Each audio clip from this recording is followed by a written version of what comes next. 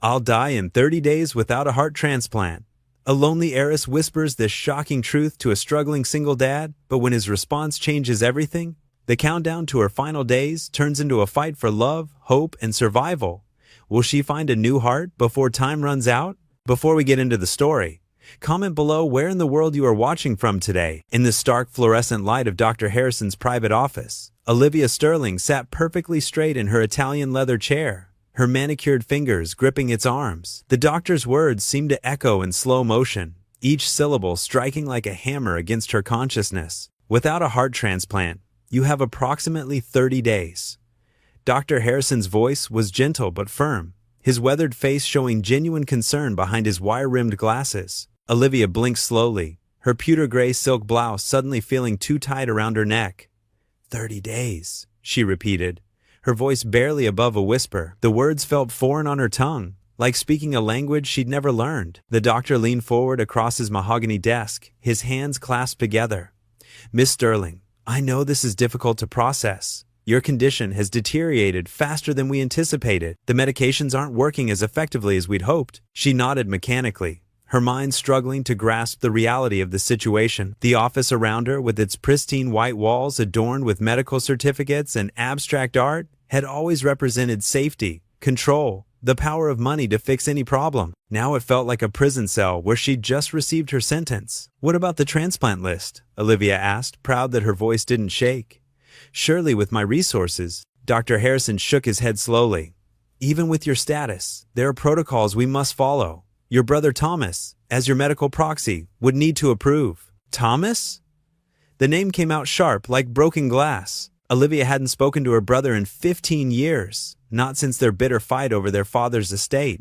"He has to approve?" "Yes, Miss Sterling. It's a legal requirement, given the arrangements your father put in place before his passing." The doctor pulled out several forms from a folder. "We can start the process immediately, but we'll need his signature." Olivia's perfectly composed facade cracked slightly. A small tremor ran through her hand as she reached for her designer purse. "I understand," she said, though she didn't understand at all. How could her life depend on the brother who'd grown to hate her? Outside the medical building, her driver James held the door of the black Mercedes open. Olivia slid into the cool leather interior, her movements automatic after decades of the same routine. But today, everything felt different. The familiar comfort of luxury felt hollow, meaningless. "Home, Miss Sterling?" James asked, his eyes meeting hers in the rearview mirror. "Yes," she replied, then added softly, "The scenic route, please." As the car glided through the streets of the city, Olivia watched the world outside her tinted windows. People hurried along the sidewalks, laughing, talking on phones, living their lives. A young mother pushed a stroller, bending down to adjust her child's hat. An elderly couple walked hand in hand, sharing what looked like an ice cream cone. 30 days. The words kept echoing in her mind. 30 more times to watch the sunset. 30 more morning coffees. 30 more nights in her empty mansion. The Mercedes turned onto the private drive leading to Sterling Estate, the wheels crunching on the perfectly maintained gravel. The house loomed before her, a massive Victorian mansion that had been in her family for generations. Its windows gleamed in the fading daylight, but they seemed to stare back at her like empty eyes. James opened her door, and Olivia stepped out, her heels clicking against the stone steps. The grand entrance door swung open silently, Martha, her housekeeper, always watching for her return. "Would you like dinner served in the dining room tonight, Miss Sterling?" Martha asked, taking Olivia's coat. "No, thank you, I'm not hungry." Olivia's voice sounded distant to her own ears. She walked through the foyer, her footsteps echoing in the vast space. The walls were lined with portraits, generations of Sterlings, looking down at her with painted eyes. Her father's portrait, the largest and most recent, dominated the main wall. Augustus Sterling's stern face seemed to judge her even now, years after his death. Olivia stopped before it, studying the familiar features. The same steel-gray eyes she'd inherited, the proud tilt of his chin, the expensive suit painted with perfect detail. He'd built an empire, expanded the family fortune, and left behind a legacy of wealth and influence. But standing there now, with 30 days left to live, Olivia couldn't remember a single moment of warmth or genuine affection from him. Her gaze drifted to the portrait beside her mother, Elizabeth Sterling, beautiful, poised, and equally distant. She died when Olivia was 12, leaving behind nothing but a collection of designer dresses and a daughter who never learned how to be loved. Moving down the line of portraits, she found the one of Thomas and herself as teenagers. They stood stiffly in formal wear, not touching, not smiling. Even then, the distance between them had been growing. Now, that same brother held her life in his hand. Olivia's legs felt weak. She sank onto the antique bench in the hall, its silk cushion offering little comfort. The portrait seemed to loom over her. Generations of Sterlings who had lived and died in wealth, but perhaps never really lived at all. A sound escaped her throat, something between a laugh and a sob. All this wealth, all this legacy, and what did she have to show for it? Empty rooms filled with priceless artifacts. Staff who called her Miss Sterling and disappeared into the shadows. Bank accounts full enough to last 10 lifetimes, but not a single person to share them with. The grandfather clock in the corner struck 9, its deep chimes resonating through the hollow halls. 30 days. Each chime seemed to count down the precious time she had left. Olivia wrapped her arms around herself, feeling cold despite the perfectly regulated temperature of the house. "Will there be anything else, Miss Sterling?" Martha's voice came softly from the doorway. Olivia looked up at her housekeeper of 20 years, a woman who probably knew more about her daily habits than any family member ever had. "No, Martha, you can go home for the night." Martha nodded and retreated silently, leaving Olivia alone with her ancestors' portraits and the weight of her revelation. She had spent her entire life maintaining the Sterling legacy, living up to the family name, and for what? To die alone in this beautiful prison of wealth and status? The irony of it struck her hard. She had everything money could buy, but not the one thing she needed now: love, family, connection. The portrait stared down at her, generation after generation of Sterlings, who had built this fortress of wealth but perhaps had never known real happiness either. In the growing darkness of the hall, Olivia Sterling, heiress to one of the largest fortunes in the state, finally admitted to herself just how poor she truly was. Morning sunlight filtered through the towering windows of Olivia Sterling's mansion, but she hadn't slept. The diagnosis from yesterday kept replaying in her mind like a broken record. 30 days. The words felt both impossibly short and achingly long. She changed from her silk pajamas into a simple beige sweater and slacks, probably the plainest outfit she owned. Today, she couldn't bear to put on her usual armor of designer clothes. What was the point? The mansion's silence pressed in on her. Every tick of the antique grandfather clock in the hallway seemed to mock her remaining time. She had to get out, had to move, had to breathe different air. "I'm going out, Edwards," she called to her butler, her voice shakier than she'd intended. No need for the car. Walking through the iron gates of her estate, Olivia found herself meandering down unfamiliar streets. The morning crowd bustled around her, mothers pushing strollers, shop owners setting up their displays, teens rushing to school. All these people with their ordinary lives stretched endlessly before them. She envied even the harried-looking woman juggling grocery bags and a crying toddler. The quaint downtown area was a stark contrast to her usual haunts. Here, the buildings were weathered but well-loved, with hand-painted signs and window boxes full of spring flowers. She passed a small bakery, the scent of fresh bread making her realize she hadn't eaten breakfast. When was the last time she'd actually felt hungry? That's when she saw it. The Pine Grove Community Center. The red brick building looked tired, its paint peeling around the edges, but there was something welcoming about it. A colorful banner hung crookedly across the entrance. After-school programs. All welcome. Olivia stopped, recognition dawning. 6 months ago, her accountant had suggested this place as a tax write-off. She'd signed the check without a second thought. Now, she found herself drawn to the worn concrete steps. Through the glass doors, she could see children's artwork decorating the walls. Construction paper, butterflies, and finger-painted trees created a cheerful patchwork. The lobby was simple but clean, with mismatched furniture that somehow worked together. A small girl's voice rang out, clear as a bell. "Daddy, look! I drew our house!" Olivia's gaze followed the sound. A young girl, perhaps 10 years old, was bouncing excitedly beside a tall man who was hanging artwork on a bulletin board. The child's brown curls danced with her movement, and her blue eyes sparkled with pride. The man, presumably her father, turned from his task, and Olivia caught her breath. He wasn't traditionally handsome, but there was something striking about his face. Laugh lines crinkled around kind eyes, and his smile as he looked at his daughter was full of genuine warmth. "That's beautiful, Grace," he said, his voice rich and gentle. "Why don't you add it to the wall?" The girl, Grace, carefully selected a pushpin from a small container. As she stretched up on tiptoe to hang her drawing, she noticed Olivia standing in the doorway. Instead of shying away, Grace's face lit up with a smile that seemed to brighten the entire room. "Hello, are you here for the art show?" Olivia found herself stepping further into the lobby, drawn by the child's openness. "Art show?" The man turned, noticing her presence. "We're putting together a small exhibition of the children's artwork," he explained, wiping his hands on his jeans before extending one.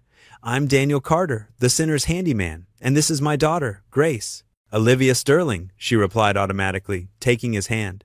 His grip was firm but gentle, his palm calloused from work. She couldn't remember the last time she'd shaken someone's hand without it being a business transaction. Grace was already pulling another drawing from a folder.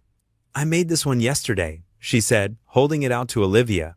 "It's a garden with butterflies in a rainbow. Do you like butterflies?" The drawing was exactly what you'd expect from a 10-year-old, simple shapes, bright colors, and a sun with a smiling face in the corner. But there was something about it that touched Olivia deeply. Perhaps it was the pure joy evident in every crayon stroke, or the way Grace offered it so freely, without expectation. Yes, I do like butterflies." Olivia managed, her throat suddenly tight. She found herself kneeling down to Grace's level, something she couldn't remember doing with any child before. "This is lovely. You're quite the artist." Grace beamed, then looked at her father questioningly. At his slight nod, she held out the drawing. "You can have it if you want. I can make another one." Olivia's hands trembled slightly as she accepted the paper. Such a simple gift, yet it felt more precious than any of the expensive artwork hanging in her mansion. "Thank you, Grace. That's very kind of you." Daniel watched this exchange with gentle curiosity, his head tilted slightly. "Would you like some coffee, Miss Sterling? We just made a fresh pot in the kitchen." For the first time since yesterday's diagnosis, Olivia felt something other than despair. A tiny spark of warmth, as delicate as a butterfly's wing but undeniably real. She looked at the drawing in her hands, then at Grace's hopeful face, and finally at Daniel's kind eyes. The afternoon sun cast long shadows across the community center's worn linoleum floor as Olivia Sterling pushed open the glass door. Her heels clicked against the tiles, echoing in the quiet hallway. She clutched her designer handbag, inside which she'd placed her checkbook like a shield. The familiar scent of coffee and something warm, possibly cookies, wafted from the main room. Following the aroma, she found Daniel Carter arranging folding chairs around several tables, pushed together to form one long surface. He looked up, surprise flickering across his friendly face. "Mrs. Sterling, Grace will be thrilled you came back. Please, call me Olivia." She shifted her weight, uncomfortable with the formality. "I wanted to discuss making a donation to help with the center's programs." Daniel straightened up, wiping his hands on his jeans. "That's very kind of you, but you picked an interesting time. We're about to have our weekly community potluck. Nothing fancy, just neighbors sharing a meal together." "Oh, I shouldn't intrude then." Olivia took a step back, but Daniel's warm chuckle stopped her. "Nonsense. You'd be more than welcome to join us." Grace made her famous mac and cheese. His eyes crinkled at the corners. "Well, famous in our household at least." Before Olivia could protest, the door burst open, and Grace bounded in, carrying a foil-covered casserole dish. "Dad, Mrs. Rodriguez is bringing her enchiladas and Aunt Liv." The girl's face lit up upon seeing Olivia. "You came back." The nickname caught Olivia off guard, warming something deep in her chest. She hadn't been called anything but Mrs. Sterling in years. More people started filtering in, carrying dishes and warm greetings. Mrs. Rodriguez, a grandmother with silver-streaked hair, set down a steaming pan of enchiladas. The Mitchell twins brought potato salad. Mr. Cooper, the retired mailman, contributed his world-famous cornbread. "Please stay," Daniel said quietly, noticing Olivia's hesitation. "There's always room for one more." Something in his voice, the genuine warmth, the complete lack of agenda, made her nod. I'd like that." Grace immediately pulled her toward the serving table. "You have to try everything, especially Dad's chicken. He makes it with special herbs from our garden." The next hour passed in a blur of introductions, laughter, and more food than Olivia had seen outside of catered events. But this was different. Every dish came with a story, every person with a warm smile and genuine interest in conversation. She found herself seated between Grace and Daniel, her plate piled with home-cooked dishes that put her private chef's creations to shame. The little girl chattered about school, her art projects, and how her dad was teaching her carpentry. "She's already better at birdhouses than me," Daniel admitted with pride. "Dad, That's not true. Grace giggled. Remember when I made that crooked one? It had character, Daniel winked. The birds loved it. Olivia watched their easy affection, the way they finished each other's sentences and shared private jokes. It made her chest ache with a different kind of pain than her failing heart. After dinner, as people began clearing tables, Olivia insisted on helping. Daniel tried to wave her off, but she picked up a stack of plates anyway. Please, let me do something useful. They fell into a rhythm in the small kitchen. Daniel washing, Olivia drying, while Grace wrapped leftovers for people to take home. The domesticity of it felt foreign, yet somehow right. Thank you, Olivia said softly, setting aside another dried plate. I can't remember the last time I enjoyed a meal so much. You're welcome here any time. Daniel passed her a sudsy bowl.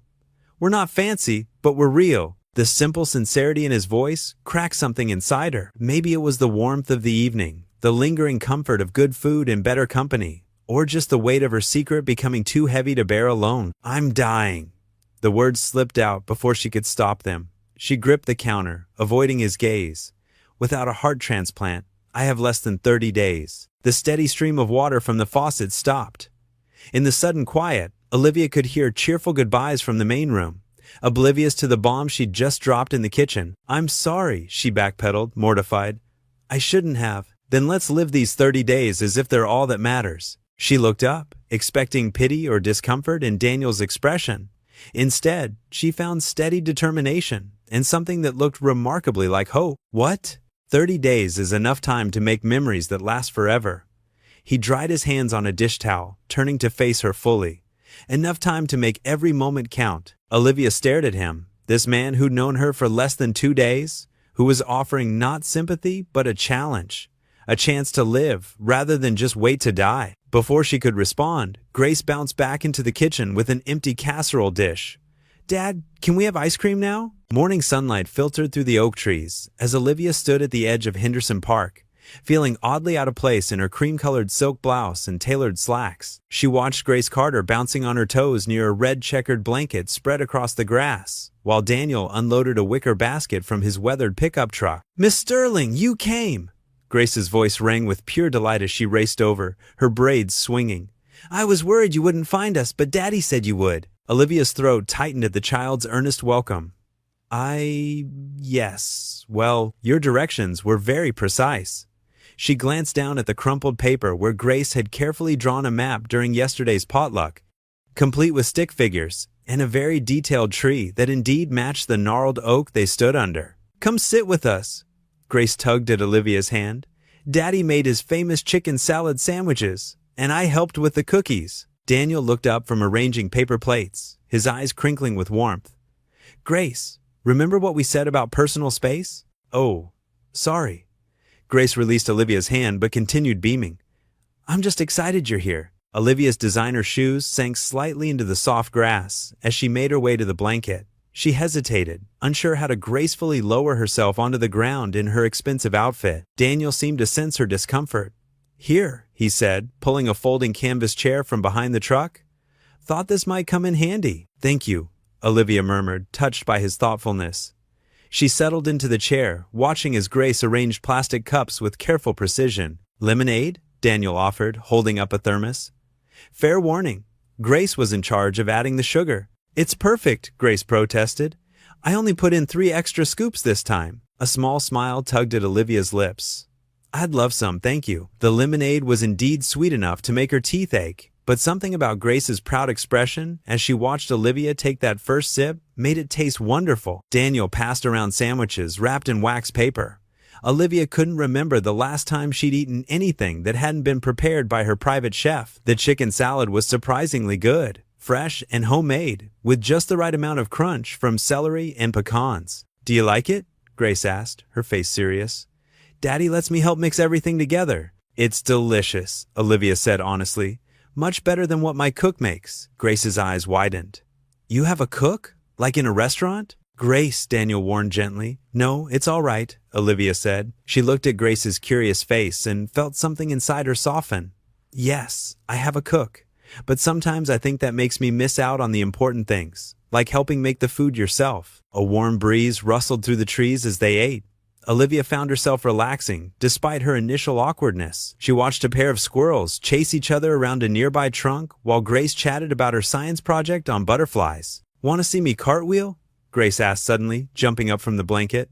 "I've been practicing all week." Before anyone could respond, she was off, turning wobbly cartwheels across the grass. Her infectious giggles filled the air. "Careful near that tree," Daniel called out, then turned to Olivia with an apologetic smile. "She's got endless energy." "She's wonderful," Olivia said softly, surprising herself with how much she meant it. As the afternoon wore on, they walked to the small pond where Grace insisted on naming all the ducks. Daniel told stories about his carpentry projects, his quiet passion for the craft evident in every word. Olivia found herself sharing memories of her own father teaching her to sail, stories she hadn't thought about in years. The sun began its descent, painting the sky in shades of pink and gold. They returned to their picnic spot for cookies, slightly misshapen but warm with chocolate chips. "Daddy, show Miss Sterling your funny face," Grace urged, chocolate smudged on her chin. "The one you make when you taste something super sour." Daniel groaned good-naturedly. "I don't think Miss Sterling needs to see that." "Please?" Grace batted her eyelashes dramatically. "It's hilarious." "Oh, go on, Mr. Carter," Olivia found herself saying. "I'm quite curious now." Daniel sighed in mock defeat, then scrunched up his face in an exaggerated grimace that made him look like a startled owl. Grace collapsed in giggles, and to Olivia's surprise, a laugh bubbled up from deep inside her, real and unreserved, something she hadn't experienced in years. The sound of her own laughter startled her. She couldn't remember the last time she'd felt this light, this free. Looking at Grace's delighted face and Daniel's kind eyes, Olivia felt an ache in her chest that had nothing to do with her failing heart. This was what she'd been missing. Not the grand parties or expensive dinners, but simple moments filled with genuine joy. Grace snuggled against her father's side, still giggling. "See, I told you it was funny." Olivia watched them together, the easy affection between father and daughter, and felt a profound longing sweep through her. This was what family looked like. Not the cold formality of her childhood home or the empty halls of her mansion, but this warm, messy, wonderful connection. The click of Olivia's heels echoed through the marble foyer of her mansion as she entered, her heart still light from the afternoon's picnic. The warmth of those precious hours with Daniel and Grace lingered like a comfortable embrace. She hadn't expected such simple pleasures, watching Grace chase butterflies, sharing Daniel's homemade sandwiches, feeling the grass beneath her fingers to fill her with such joy. But her contentment shattered the moment she stepped into her living room. There, in the shadows cast by her crystal chandelier, stood Richard Sterling. Her brother's tall figure was as imposing as ever in his perfectly pressed charcoal suit, his silver hair catching the dim light. "Hello, sister." His voice held all the warmth of winter frost. "I see you've been socializing with the common folk." Olivia's spine stiffened. "What are you doing here, Richard? Dr. Harrison called me." Richard moved toward her desk, picking up a silver frame holding a photo of their parents. "As your medical proxy, he felt obligated to inform me of your situation. That's private medical information." Olivia's hands trembled slightly, but she kept her voice steady. Richard's laugh was sharp and hollow. "Private? Nothing in this family is private, Olivia. You should know that by now." He set the frame down with deliberate care. "I've already spoken with the transplant board. You won't be listed." The words hit Olivia like a physical blow. "You? What? Come now, sister. Did you really think you deserved another chance? After everything you've done?" Richard's eyes narrowed. "After how you turned mother and father against me? I never," Olivia's voice caught, "I never turned them against you. They loved us both." "Loved us both?" Richard's voice rose. "They left you controlling interest in the foundation. You, who never showed any business sense, who wanted to give our money away to every charity case that crossed your path." Olivia wrapped her arms around herself, feeling the chill despite the warm evening. "Is that what this is about? The foundation?" "This is about justice." Richard straightened his already immaculate tie. "You've wasted enough of our family's legacy. I won't let you waste a perfectly good heart too." "I'm your sister," Olivia whispered, her voice breaking. "Your own flesh and blood." "Blood?" Richard's laugh was cruel. "Blood didn't matter when you supported father's decision to keep me off the board. Blood didn't matter when you sided with mother about my divorce. Why should it matter now?" Tears threatened, but Olivia blinked them back. She thought of Grace's innocent smile, of Daniel's quiet strength. "You can't do this." "I already have." Richard pulled a thick envelope from his jacket. "These papers give me full control over your medical decisions." Dr. Harrison agreed it was best, given your emotional state. Emotional state? Olivia's voice shook. I'm dying, Richard. Without that transplant, then perhaps you should have thought about that before betraying your family. He dropped the envelope on her desk. Goodbye, sister. I trust you'll spend your remaining time reflecting on your choices. Richard's footsteps echoed across the marble floor, followed by the heavy thud of the front door closing. Only then did Olivia's legs give way. She sank to the Persian rug, her body racked with sobs. The crystal perfection of her mansion seemed to mock her now. What good were the antique furnishings, the priceless art, the designer clothes? They couldn't buy her what she needed most: time, hope, love, love. The word caught in her mind, bringing with it Grace's gap-toothed smile as she'd shared her peanut butter sandwich. Daniel's gentle eyes as he'd listened to her fears without judgment. The way they'd made room for her on their picnic blanket, as if she'd always belonged there. Olivia pressed her hands to her chest, feeling her failing heart beat beneath them. Richard might have the power to deny her a transplant, but he couldn't take away the gift she'd received today, the knowledge that somewhere in this world, two people had shown her real kindness without asking anything in return. Her tears slowed. She was still sitting on the floor, but her breathing had steadied. On the wall above her, the stern faces of her parents stared down from their portrait. What would they think of Richard's cruelty? Of her own desperate longing for connection? The afternoon sun slanted through her windows, catching the crystal vase on her coffee table. Inside it were the wildflowers Grace had picked for her, already slightly wilted but still beautiful in their imperfection, like the love she'd glimpsed today, not polished and proper like everything else in her life, but real and warm and true. Olivia touched one of the delicate petals. She might have only days left, but she wouldn't spend them drowning in Richard's bitterness. She would hold on to the memory of Grace's laughter, of Daniel's compassionate words.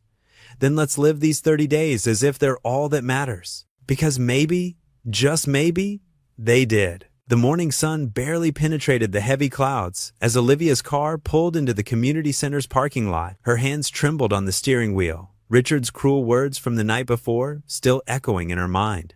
She sat there for a long moment, watching families arrive for the day's activities, their laughter a stark contrast to her inner turmoil. Taking a deep breath, she stepped out of her car. Her designer shoes, usually a source of confidence, felt out of place on the cracked concrete. The building's worn exterior, which she had once viewed with detachment, now felt like a sanctuary. As she approached the entrance, the door swung open. Grace burst out, her face lighting up at the sight of Olivia. "Aunt Liv, you came back!" The child's enthusiasm made Olivia's heart catch in her throat. No one had ever been so genuinely happy to see her. "I hope it's okay that I'm here," Olivia said softly, smoothing her skirt with nervous hands. "Dad says you're always welcome," Grace declared, grabbing Olivia's hand and pulling her inside. The warmth of the child's small fingers wrapped around hers felt like an anchor in a storm. Inside, Daniel was arranging chairs for the morning's activities. He looked up, his expression softening with concern when he saw Olivia's face. "Grace, honey, could you help Mrs. Thompson with the craft supplies?" Grace squeezed Olivia's hand before skipping away, leaving them alone. Daniel stepped closer, his voice gentle. "Rough night?" The simple question broke something in Olivia. Her carefully maintained composure cracked, and tears welled in her eyes. "My brother," she managed to say, her voice barely above a whisper. "He's going to block the transplant, he says." She couldn't finish the sentence. Daniel's face darkened with concern. "Here, sit down," he said, pulling up 2 chairs. The metal scraped against the floor as they sat, the sound echoing in the quiet room. "Tell me everything." Olivia found herself pouring out the whole story about Richard's visit, his cold determination to deny her the transplant, his cruel words about her not deserving a second chance. As she spoke, her hands twisted in her lap, her knuckles white with tension. "He's wrong," Daniel said firmly when she finished. His voice carried the quiet authority of someone who knew truth from lies. "Everyone deserves a chance at life, Olivia. Everyone deserves love." "But what if he's right?" Olivia whispered.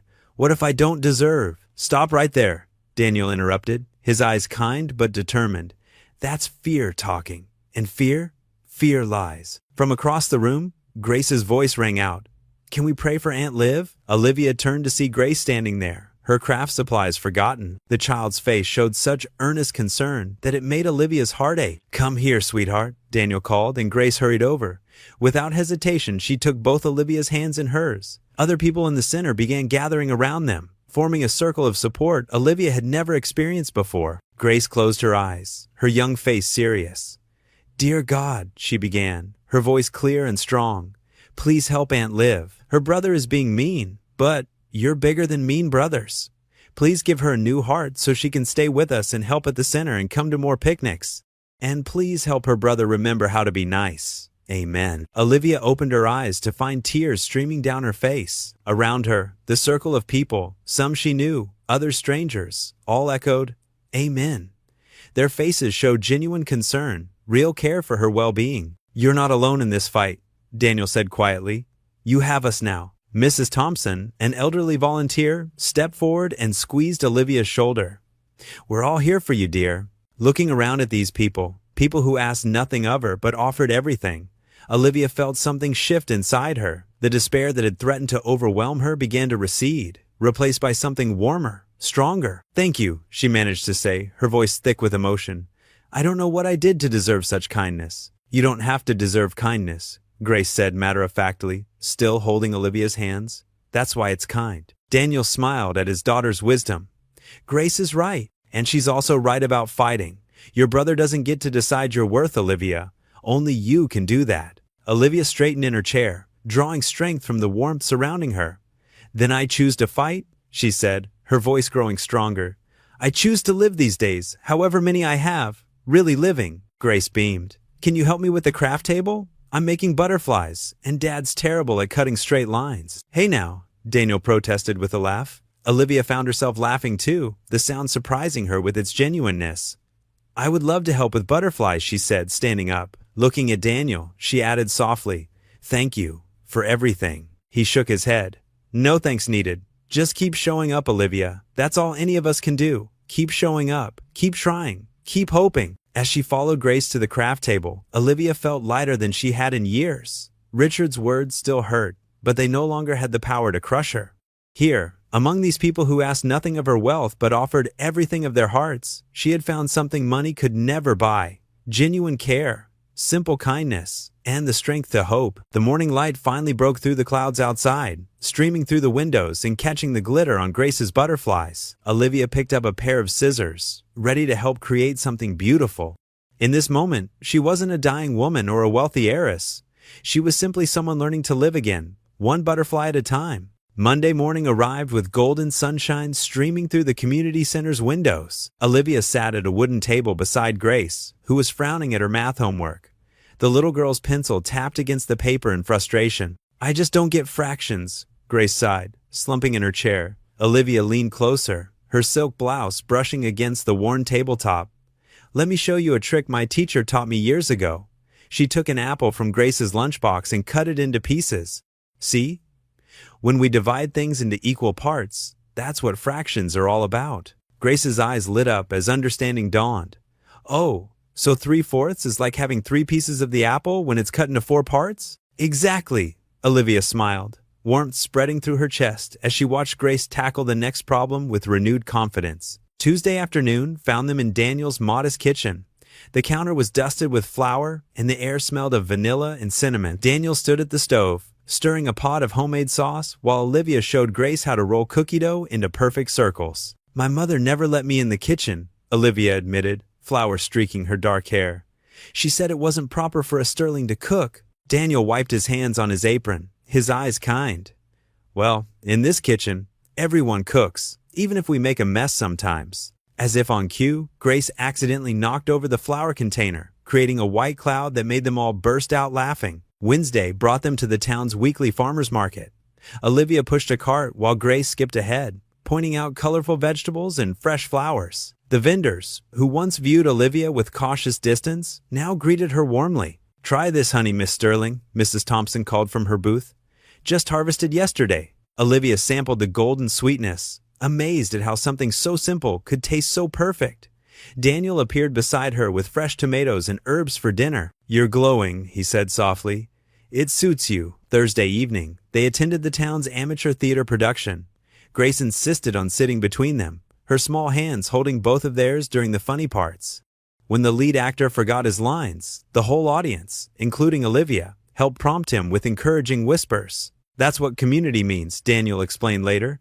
"We lift each other up." Friday afternoon was spent at the park. Olivia watched in amusement as Grace tried to teach her the rules of hopscotch. Her expensive heels lay forgotten in the grass. As she hopped from square to square, Grace's delighted giggles making her feel decades younger. "You're getting better, Aunt Liv," Grace cheered, the nickname making Olivia's heart skip a beat. Daniel joined them after finishing work, his carpenter's tools still in his truck. He brought sandwiches and lemonade, and they had an impromptu picnic under an old oak tree. Saturday morning found them at the community center's volunteer day. Olivia helped sort donated clothes, her manicured nails not stopping her from diving into the work. She found herself sharing stories with other volunteers, learning about their lives, their struggles, and their hopes. "You've got a good eye for organizing," Mrs. Martinez commented as they arranged the clothing racks. "We could use your help more often." That evening, Daniel taught both Olivia and Grace how to make birdhouses in his workshop. The smell of fresh sawdust and the rhythmic sound of sandpaper filled the air as they worked together. "Sometimes," Daniel said, guiding Grace's hands on the wood, "the most beautiful things come from the simplest materials." Sunday brought them to the local church. Olivia sat in the worn wooden pew, Grace's head resting against her arm during the sermon. The sunlight through the stained glass windows painted rainbow patterns on their faces as the congregation sang hymns that seemed to touch something long dormant in Olivia's soul. That night, back in her mansion that suddenly felt too big and too empty, Olivia sat at her antique desk. The leather-bound journal before her was expensive, but she'd never used it until now. Her pen moved across the page as she reflected on the past 7 days. "I've lived more this week than in the last 30 years, she wrote, each word carrying the weight of truth. "In trying to prepare for death, I've somehow learned how to live." Her hand paused over the paper, tears blurring her vision as she thought of Grace's unconditional acceptance, Daniel's quiet strength, and the community that had opened their arms to her. She looked around her opulent bedroom, realizing that true richness had nothing to do with the crystal chandelier above her or the Persian rugs beneath her feet. It had everything to do with the flour still under her fingernails from baking, the small splinter in her thumb from building birdhouses, and the sound of Grace's laughter echoing in her memory. It was in Daniel's gentle encouragement and the way the townspeople now called her by her first name instead of Miss Sterling. She closed the journal, holding it close to her chest. For the first time since receiving her diagnosis, her heart felt truly full. Daniel Carter stood in his kitchen at dawn, carefully writing names and tasks on small pieces of paper. Grace sat at the table, still in her pajamas, munching on cereal and watching her father with bright eyes. "Do you think Miss Olivia has ever had a real birthday party, Dad?" Grace asked, milk dribbling down her chin. Daniel handed her a napkin with a gentle smile. "I don't think so, sweetheart. That's why we're going to make this one special." He glanced at his list. Mrs. Peterson from the bakery had agreed to make the cake. Mr. Thompson would handle the decorations at the community center, and Grace's school choir teacher, Miss Roberts, had enthusiastically offered to have the children perform. "Remember, not a word to Miss Olivia," Daniel reminded Grace, who nodded solemnly while making an exaggerated zipping motion across her lips. Throughout the morning, Daniel made discreet phone calls between his carpentry jobs. The whole town seemed eager to help. Perhaps they'd all seen the lonely figure Olivia cut as she walked the streets in her expensive clothes, or maybe they'd been touched by the way she'd slowly opened up at recent community events. At the grocery store, Mrs. Martinez promised to bring her famous tamales. "That woman needs more meat on her bones," she declared, patting Daniel's arm, "and more love in her heart. We'll give her both." By afternoon, Daniel was at the community center, directing volunteers who hung streamers and arranged chairs. The space transformed from its usual humble appearance into something magical. Paper lanterns cast warm glows across the ceiling, and hand-painted banners proclaimed, "Happy Birthday, Olivia," in cheerful colors. Grace arrived with her choirmates after school, their small voices filling the room with practice runs of "Happy Birthday." Daniel's heart swelled as he watched his daughter take her role seriously, standing straight and tall in the front row. "Daddy," Grace whispered during a break, tugging at his sleeve, "can I give Miss Olivia my special drawing first, before everyone else gives their presents?" "Of course you can, sweetheart." He knelt down to her level. "That's what makes it even more special. It comes from your heart." As evening approached, Daniel picked up the phone one last time. "Mrs. Sterling, everything's ready. Can you make sure she comes to the community center at 7? Olivia's housekeeper, the only person in her household who showed her real kindness, agreed readily. "I'll tell her there's an emergency meeting about the center's funding. She won't suspect a thing." At 6:55 p.m., Daniel gathered everyone into position, The choir kids fidgeted excitedly behind the partition. Townspeople held their wrapped gifts, and Mrs. Peterson stood proudly beside her masterpiece, a three-tiered cake decorated with delicate sugar flowers. "Shh!" Grace Stage whispered at 7:02 p.m. when footsteps approached the door. "She's coming." The door creaked open, and Olivia's voice carried through the darkness. "Hello? Is anyone here? I got a message about a meeting." Daniel flipped the switch. "Surprise!"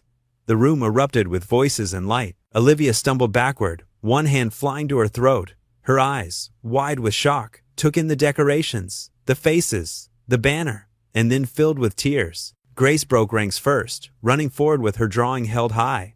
"Happy birthday, Miss Olivia! I drew you a picture of us at the park." The simple crayon drawing showed 3 stick figures, one tall man, one little girl, and one elegant woman with a big smile. Olivia's hands trembled as she accepted it. I don't understand," she whispered, looking around at all the beaming faces. Daniel stepped forward. "We wanted to show you that you're not alone anymore, that you matter to us." The choir began to sing, their young voices pure and sweet in the evening air. As Happy Birthday filled the room, more tears slipped down Olivia's cheeks. Mrs. Martinez wrapped her in a warm embrace. Mr. Thompson's wife pressed a homemade card into her hands. The baker proudly showed off her cake. Olivia's perfectly composed facade crumbled completely when she saw the table full of presents. Not expensive gifts, but heartfelt ones. Hand-knitted scarves, homemade preserves, photo albums of recent community events with her in them. "I haven't celebrated my birthday since I was 12, she confessed, her voice breaking. "My parents always said it was frivolous." "Well, that wasn't right," Grace declared with a child's simple wisdom, taking Olivia's hand. "Everyone deserves to be celebrated." The townspeople gathered closer, their voices joining the children's choir for another round of Happy Birthday. Olivia stood in their midst, tears flowing freely now, but her smile was radiant.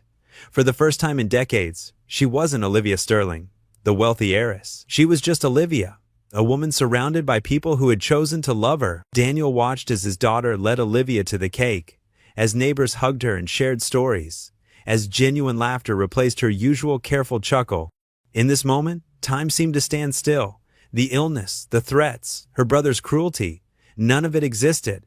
There was only joy, community, and the pure, simple power of being loved. Looking at Olivia's glowing face in the warm light of the lanterns, Daniel knew that this birthday celebration wasn't just a party. It was a revelation. Sometimes the richest gifts came wrapped not in expensive paper, but in the simple kindness of ordinary people who opened their hearts to someone in need. The singing swelled one final time, and Olivia closed her eyes, swaying slightly to the melody, tears still streaming down her face. But these weren't tears of sorrow or loneliness. They were tears of profound gratitude, of belonging, of finally finding her place in the world. The street lamps cast warm pools of light along Main Street as Daniel and Olivia walked slowly toward her house. The autumn evening had turned crisp, and Daniel had insisted on lending Olivia his worn leather jacket. It hung loose on her shoulders, carrying the faint scent of sawdust and coffee. "I still can't believe what you all did today," Olivia said, her voice soft with lingering emotion. She clutched a handmade birthday card from Grace close to her heart. "No one's ever thrown me a party like that before." Daniel glanced at her, noting how the streetlight caught the silver in her hair. "Never? Not even as a kid?" Olivia shook her head. The Sterling way was different. Birthdays meant formal dinners with Father's business associates. Mother would arrange everything through the staff, guest lists, catering, decorations. I'd get expensive presents, but...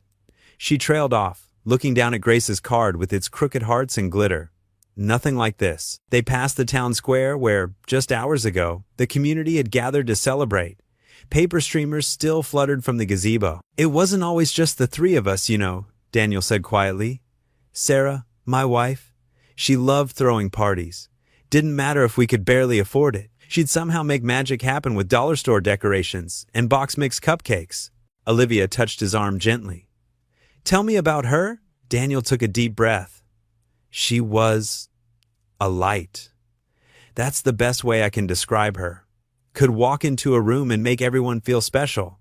When she got sick, she still insisted on hosting Grace's 6th birthday party from her hospital bed. Had all the kids crowd in, wearing those little paper hats." His voice grew thick with memory. They walked in understanding silence for a moment. Olivia spoke first. "My mother died when I was 12. I barely knew her, really. She was always at charity functions, social clubs. The maids raised me more than she did. When she passed, Father became even more distant, threw himself into work. Richard, my brother, he was sent to boarding school. The house felt like a museum after that. Is that why you live there alone now? Daniel asked carefully. Partly. Olivia's hands twisted together. Father left it to me in his will, which infuriated Richard.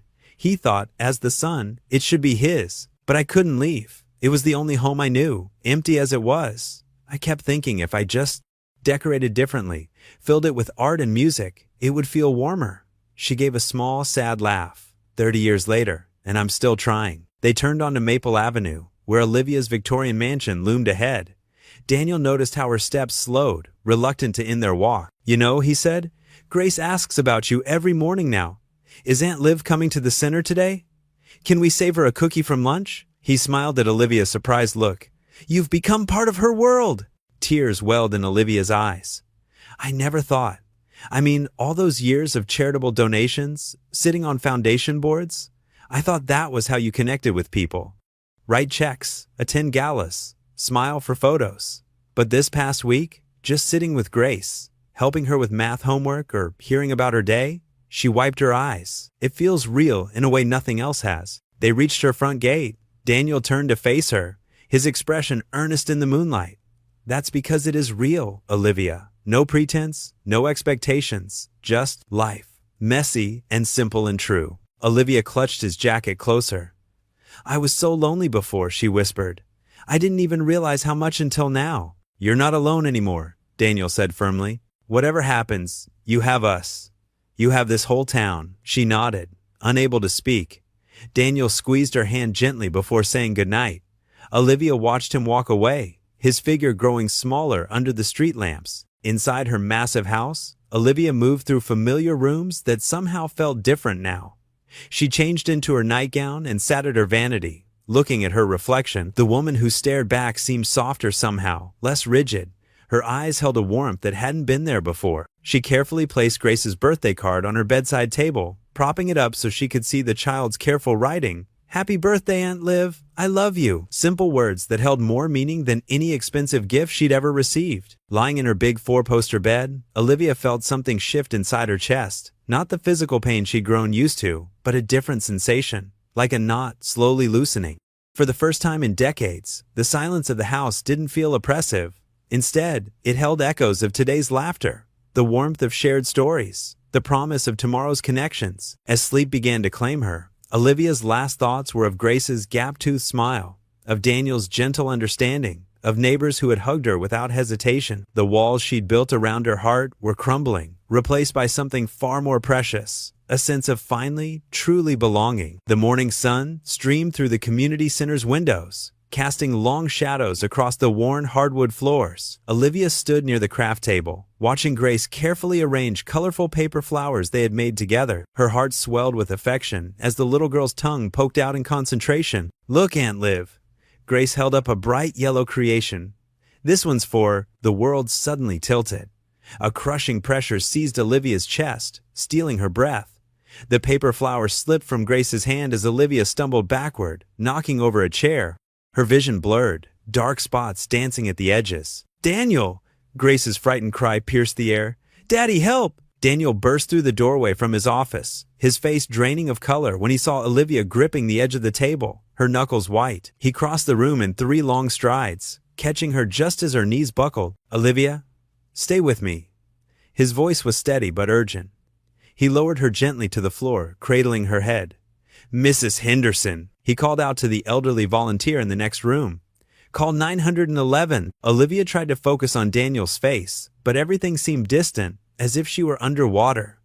The pain in her chest intensified, radiating down her left arm. She could hear Grace crying somewhere nearby. Take care of Grace, Olivia managed to whisper, her fingers weakly clutching Daniel's shirt. Don't let her see. Sarah, Daniel called to another volunteer. Please take Grace to the reading room. His attention returned to Olivia, his palm warm against her clammy cheek. Just breathe, nice and slow. Help is coming. The next few minutes blurred together in a haze of voices and movement. Paramedics arrived, their efficient hands checking vitals, attaching monitors. Olivia caught fragments of their rapid-fire medical speak. BP dropping. Arrhythmia. Possible cardiac event. I'm riding with her. Daniel's voice cut through the fog. He hadn't let go of her hand. The ambulance ride was a symphony of sirens and beeping monitors. Daniel's presence anchored her, his thumb tracing gentle circles on the back of her hand as he murmured quiet prayers. Through the waves of pain and fear, Olivia focused on his voice, using it as a lifeline. At the hospital, everything accelerated. Doctors in white coats swooped in, rattling off questions about her medical history. Nurses efficiently transferred her to a bed, hooking up more monitors, and starting an IV. Daniel stood at the edge of the room, his worried eyes never leaving her face as he answered what questions he could. Miss Sterling. A grave-faced doctor finally approached her bed, chart in hand. I'm Dr. Matthews. We've reviewed your records and run preliminary tests. I'm afraid your condition has deteriorated significantly faster than expected. Olivia tried to sit up straighter, but the movement sent fresh pain through her chest. Daniel stepped closer, his hand finding her shoulder in silent support. Your brother Richard Sterling contacted us this morning. Dr. Matthews continued, his expression tightening. He's exercised his medical power of attorney to formally block your placement on the transplant list. The words hit like physical blows. Olivia closed her eyes, hot tears sliding down her temples. She'd known Richard would follow through on his threat, but the reality was devastating. That can't be legal, Daniel protested, his voice rough with emotion. She's of sound mind. She should have the right to make her own medical decisions. Dr. Matthews shook his head. Unfortunately, the paperwork is binding. It was signed years ago, giving Mr. Sterling full authority over major medical decisions if Miss Sterling became seriously ill. Without his approval, we cannot proceed with listing her for transplant. Olivia felt the walls closing in. All the joy and hope she discovered over the past weeks seemed to evaporate, leaving only the cold reality of her situation. The monitors betrayed her spike in anxiety, beeping more rapidly. There has to be something we can do, Daniel insisted, his hand tightening protectively on her shoulder. Some way to challenge this. You can pursue legal options, Dr. Matthews said carefully, but given the time frame. He left the sentence unfinished, his meaning clear. Legal battles took time, time Olivia no longer had. A soft knock at the door interrupted them. A nurse entered, carrying Olivia's personal effects in a clear plastic bag. Miss Sterling, your brother left this for you. She handed over an envelope. With trembling fingers, Olivia opened it. Inside was a single sheet of expensive stationery, bearing only a few typed lines. Consider this my final act of protecting the family name. You've never understood the responsibility that comes with being a Sterling. I won't allow you to waste a second chance on your newfound simple life, while more deserving recipients wait. Your reckless choices have consequences. The paper crumpled in Olivia's fist. A lifetime of Richard's cold judgment and control crashed over her. The monitors began beeping more urgently as her heart rate climbed. I need you to try to stay calm, Dr. Matthews said, moving to adjust her medication. We'll do everything we can to keep you stable, but without the transplant option. How long? Olivia's voice was barely a whisper. The doctor's face softened with compassion. Given the acceleration of your condition, days at most. I'm so sorry. Daniel made a choked sound, his fingers digging into the rail of her hospital bed. Olivia reached for his hand, needing his strength as much as he seemed to need her touch. We'll be monitoring you closely, Dr. Matthews continued. For now, try to rest. A nurse will be in shortly to get you settled in your room. As the doctor left, silence fell heavy in the small emergency bay. The steady beep of monitors and the distant sounds of the hospital seemed to emphasize the weight of what they'd just learned. Olivia stared at the ceiling, tears sliding silently down her face. This isn't over, Daniel finally said, his voice thick but determined. We'll fight this. I'll call every lawyer in town if I have to. Olivia turned her head to look at him, taking in the fierce protectiveness in his expression. In just a few short weeks, this man and his daughter had given her more love and belonging than she'd known in decades. The thought of leaving them made her heart ache worse than any physical pain. Grace, she whispered, she'll be so scared. Sarah will keep her at the center until we know more. Daniel pulled a chair closer to her bed, still holding her hand. But she's stronger than you think. We both are. And we're not giving up on you. A nurse appeared with admission papers and began efficiently preparing Olivia for transfer to a private room. Through it all, Daniel stayed by her side, a steady presence in the storm of uncertainty. But they both knew the truth that hung unspoken in the air. Time, the one thing they needed most, was slipping away far too quickly. The hospital corridor felt endless as Daniel walked toward the exit, his shoulders heavy with worry for Olivia. His footsteps echoed against the sterile tiles, matching the nervous rhythm of his heart. He hadn't slept since Olivia's collapse, and exhaustion pulled at every muscle. A sharp voice cut through his thoughts. "Mr. Carter." Daniel turned to find a tall man in an expensive charcoal suit blocking his path. Richard Sterling's cold eyes sized him up like a predator studying prey. Two men in dark suits flanked him, their presence making the hallway feel smaller. "Mr. Sterling." Daniel kept his voice steady, though his pulse quickened. "I was just heading back to check on your sister." Richard's lip curled. "No, you weren't."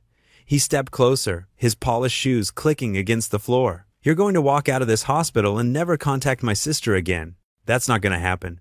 Daniel planted his feet firmly, squaring his shoulders despite the difference in their heights. "Olivia needs support right now, not isolation." "Support?" Richard laughed, but there was no warmth in it. "What she needs is for opportunists like you to stop taking advantage of her vulnerability. Did you think I wouldn't look into you, Mr. Carter? A struggling single father, barely making ends meet at that pitiful community center?" Daniel felt his face flush, but he held Richard's gaze. "Money isn't everything, Mr. Sterling. Your sister understands that now." "My sister is dying." Richard's voice turned to ice. "And you're using her condition to manipulate her emotions. What's your angle? Looking for an inheritance?" "That's not—" "Let me be clear." Richard moved even closer, lowering his voice. "I've spent the morning speaking with Child Protective Services. It would be a shame if someone raised concerns about Grace's living conditions. A single father, working multiple jobs, leaving his daughter unsupervised." Daniel's heart stopped. "You wouldn't dare. Try me." Richard's smile was sharp as a blade. "I have friends in family court. One phone call, and you'll spend the next year fighting to keep custody of your daughter. Can you afford those legal bills, Mr. Carter?" Images of Grace flashed through Daniel's mind. Her drawings on the fridge, her laughter at breakfast, her small hand in his as they walked to school. The thought of losing her made his knees weak. "And that community center you're so proud of?" Richard continued. "I own the bank that holds its mortgage, one signature, and it's foreclosed. How many families would that affect? All because you couldn't mind your own business." Daniel's hands clenched into fists at his sides. "You'd hurt innocent people just to control your sister?" "I'm protecting the Sterling family name."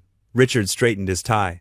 "Olivia's condition has made her unstable. She needs professional care, not some small-town handyman playing hero. She needs love," Daniel said, his voice rough with emotion.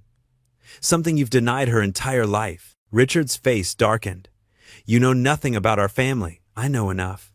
Daniel took a deep breath, steadying himself. "I know Olivia lights up when Grace hugs her. I know she laughs now, real laughter, not the polite kind she used to hide behind. I know she's terrified of dying alone, which is exactly what you're trying to force her to do. Final warning, Mr. Carter." Richard nodded to one of his men, who produced a thick manila envelope. "Inside you'll find documentation of every potential violation we could report about your parenting. Every time you worked late, every school event you missed, every repair your house needs. One word from me, and it all goes to the authorities." Daniel's throat tightened as he took the envelope, its weight like lead in his hands. The papers inside could destroy everything he'd built for Grace, everything he'd promised his late wife he'd protect. "Think about your daughter," Richard said softly, almost kindly. "Is my sister worth losing her over?" The question hung in the air between them. Daniel closed his eyes, seeing Grace's face, hearing her prayers for Aunt Liv every night before bed. He thought of Olivia's transformation over the past weeks, how she'd gone from a lonely woman in a mansion to someone who belonged, who mattered, who loved and was loved in return. Opening his eyes, Daniel handed the envelope back to Richard. "Keep it." "Excuse me?" "Keep your threats." Daniel's voice grew stronger with each word. "You can take everything I own. You can make my life hell. But you can't make me abandon someone who needs help. That's not the example I want to set for my daughter." Richard's face flushed with anger. "You're making a terrible mistake." "No," Daniel said quietly. "You are. And someday, you'll have to answer for how you treated your sister when she needed you most." He stepped around Richard and his men, heading back toward Olivia's room. His hands were shaking, and his future had never felt more uncertain, but his steps were steady. Behind him, he heard Richard call out one last time, "You'll regret this, Carter." Daniel didn't turn around. He walked until he reached an empty waiting room, then sank into a chair, his legs finally giving out.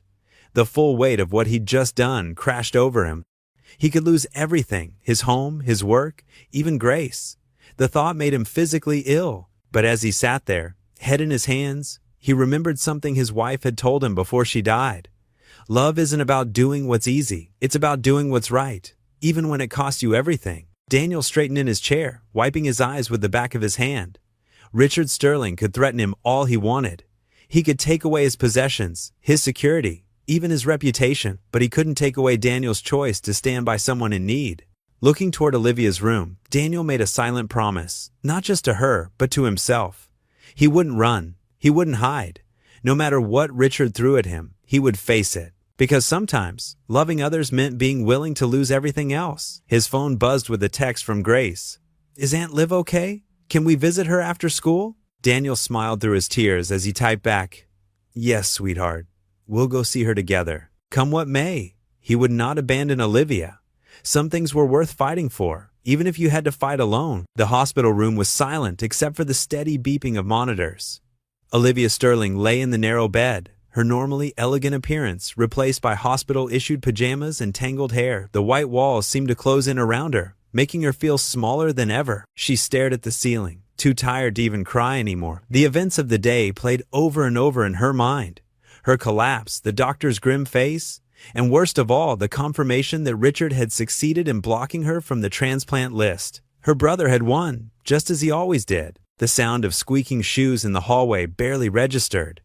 Olivia closed her eyes, expecting another nurse coming to check her vitals. Instead, she heard the softest of whispers. "Aunt Liv?" Olivia's eyes flew open. There, peeking around the doorframe, was Grace Carter's small face, her eyes wide with concern. The little girl glanced nervously down the hallway before tiptoeing into the room. "Grace?" Olivia's voice cracked. "Sweetheart, what are you doing here? It's way past visiting hours." Grace approached the bed, her sneakers making tiny squeaking sounds on the floor. "Dad's talking to some doctors. He thinks I'm sitting in the waiting room, but..." She bit her lip. "I had to see you." Olivia's heart squeezed, not from her condition, but from the pure love radiating from this child who had somehow worked her way into her life. "You shouldn't get in trouble for me, dear." "I don't care about trouble." Grace's chin lifted stubbornly, reminding Olivia so much of Daniel. "You're family now." Those three words hit Olivia like a physical blow. Family. Something she'd never truly had, not even when surrounded by blood relatives in that cold mansion. Grace climbed carefully onto the edge of the hospital bed, mindful of the IV lines. Her small hand found Olivia's, warm fingers wrapping around cold ones. "Does it hurt?" she whispered. Olivia tried to smile. "No, sweetie, I'm just very tired. Dad says your brother is being mean." Grace's face scrunched up in confusion. "Why doesn't he want you to get better?" The question was so simple, so direct, the way only children could ask things. Olivia felt tears welling up. Sometimes people hold on to anger for so long they forget how to let it go." Grace nodded sagely, as if this made perfect sense. Then, without warning, she closed her eyes and bowed her head, still clutching Olivia's hand. "Dear God," she began in a clear whisper, "it's me, Grace Carter. I know you're really busy taking care of everyone, but Aunt Liv needs help right now." She squeezed Olivia's hand tighter. "Please give her a new heart, a strong one that works good, and maybe help her brother remember how to love people again. Thank you for listening. Amen." Olivia stared at the little girl, overwhelmed by the pure faith in that simple prayer. Grace opened her eyes and smiled at her, gap-toothed and confident. "You don't need to cry, Aunt Liv," she said, reaching up to wipe a tear from Olivia's cheek. "God's really good at fixing hearts. He fixed Dad's after Mom died." Olivia caught Grace's hand and pressed it to her cheek, savoring its warmth. "Tell me about that," she whispered, needing to hear more. Grace settled more comfortably on the bed. "Well, Dad was really sad for a long time. He didn't smile much, even though he tried to for me. But then we started going to church more and helping at the community center." Her face brightened. "And now he smiles all the time, especially when you're around." Something warm bloomed in Olivia's chest at those words. She thought of Daniel's steady presence, his unwavering support, even in the face of Richard's threats. "The heart you have now might be sick," Grace continued, "but love makes everything better. That's what Dad always says." She paused, thinking, "And you have lots of love now. Me and Dad and Miss Jenny from the center and Mr. Thompson who brings those yummy cookies. As Grace rattled off names, Olivia realized with startling clarity just how many people had entered her life in these past weeks. People who smiled when they saw her, who asked how she was doing and actually cared about the answer. "And we're not giving up," Grace declared firmly. "Dad says we're going to fight for you no matter what your mean brother says." Olivia couldn't speak past the lump in her throat. Instead, she tugged Grace closer, and the little girl carefully snuggled against her side, mindful of the tubes and wires. "Want to hear a secret?" Grace whispered after a moment.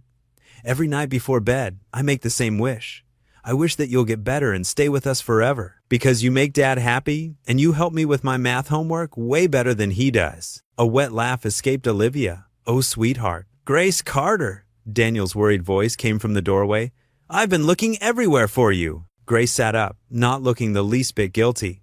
"I was helping Aunt Liv feel better." Daniel's expression softened as he took in the scene. His daughter curled up next to Olivia, their hands still clasped together. "I see that." He came into the room, his face tired but warm. "But it's late, honey. We should let Olivia rest." "Just 5 more minutes?" Grace pleaded, looking between them with hopeful eyes. Daniel hesitated, then nodded. 5 minutes. I'll wait outside." After he left, Grace turned back to Olivia. "Can I say one more prayer before I go?" Olivia nodded, unable to speak. Grace closed her eyes again, her face serious with concentration. "Dear God, it's me again. Please watch over Aunt Liv tonight. Send her good dreams and make sure she knows she's not alone anymore. And thank you for bringing her to us. Amen." The simple prayer, spoken with such certainty, broke something open in Olivia's heart. As Grace hugged her goodbye and Daniel led her away with a gentle smile, Olivia felt tears sliding down her cheeks. But they weren't tears of despair anymore. In the quiet of her hospital room, she closed her eyes, Grace's words echoing in her mind. "You're not alone anymore." For the first time since her collapse, since Richard's cruel verdict, Olivia felt a tiny spark of hope flicker back to life in her chest. That spark grew stronger as she drifted off to sleep, her hands still warm from Grace's touch, her heart full of a child's unwavering faith and love. The morning sun cast long shadows across the town square as Daniel Carter worked tirelessly, setting up a makeshift podium with his weathered carpenter's hands. His movements were quick but careful, driven by both urgency and purpose. The square, usually quiet at this hour, buzzed with activity as townspeople streamed in from every direction. "Need any help there, Daniel?" called out Pastor Mike, his collar visible under a warm jacket. The older man carried a stack of handmade signs under his arm. "Thanks, Pastor. Could you help set up these chairs?" Daniel gestured to the folded chairs leaning against the podium. His voice was tired but determined. He hadn't slept much since Olivia's collapse, spending his nights planning this gathering while Grace stayed with a neighbor. People began filling the square. Shopkeepers who remembered Olivia's quiet visits, teachers from Grace's school, families Daniel had never met but who had stories about the anonymous donations that had helped them through hard times. Mrs. Rodriguez from the community center kitchen dabbed at her eyes with a tissue. "She paid for my Manuel's surgery," Mrs. Rodriguez told anyone who would listen. "Never wanted recognition. Just sent the check through her lawyer with a note saying, 'Be well.'" Daniel watched as more stories emerged. The owner of the local bookstore revealed how Olivia had secretly funded their children's reading program.